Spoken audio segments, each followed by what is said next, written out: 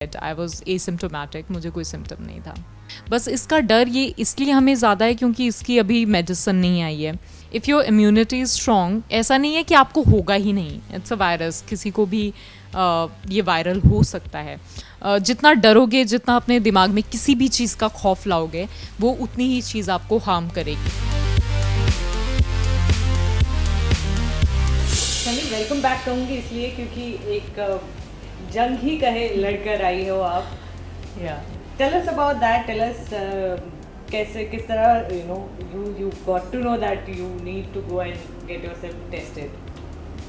सो हम सेट पे जा रहे थे, शूट कर रहे थे, और अब तक बाकी सब सेट से न्यूज़ आ रही थी कि ये पॉजिटिव हो गया, ये एक्टर पॉजिटिव हो गया, ये शो में पॉजिटिव हो गया। बट हमारे शो पे, हमारे सेट पे थैंकफुली कुछ ऐसा नहीं हुआ था। बट वन डे माई को actor Rahul, he got tested because उन्हें शायद थोड़ा वीक फील हो रहा होगा। There were no severe symptoms और समथिंग, और फिर उसके चलते सबको टेस्ट करवाना पड़ा। And then I got my test done and yeah, it came positive. So yeah, that was first time I came to know about it. But I was calm, I was not panicking or something. I was really calm क्योंकि मुझे पता था कि if your immunity is strong, ऐसा नहीं है कि आपको होगा ही नहीं, it's a virus, किसी को भी ये वायरल हो सकता है। बट अगर आपका इम्यूनिटी स्ट्रॉन्ग है तो आप इजीली इससे बाहर आ सकते हैं, आपको इतने सिम्टम्स फील नहीं होंगे। So as I said, I was asymptomatic, मुझे कोई सिम्टम नहीं था। ओके, फिर वो 14 दिन किस तरह how did you kind of take care of yourself, because a lot of viewers who are watching you know would, क्योंकि काफ़ी लोग हैं जो डर रहे हैं कोविड-19 के इस नाम से ही डर रहे हैं।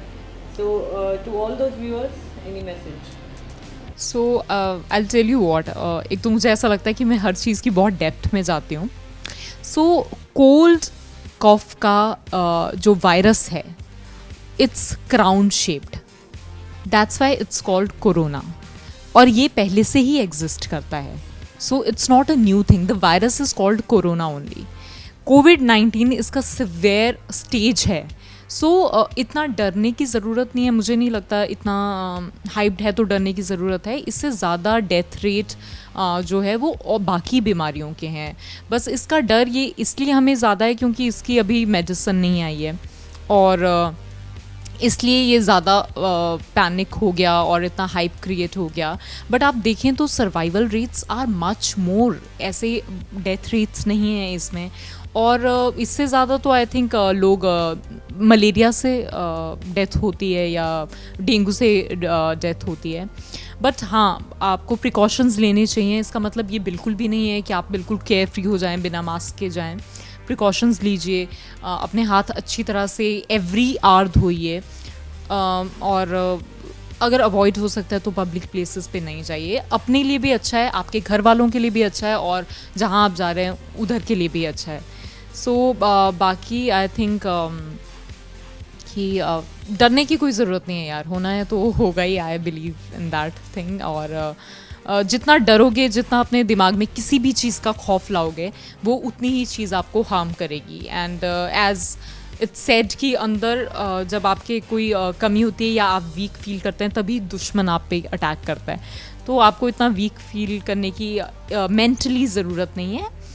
There are doctors to help you, and you can just take precautions and keep sipping hot water and have kadha, herbal teas, that will help.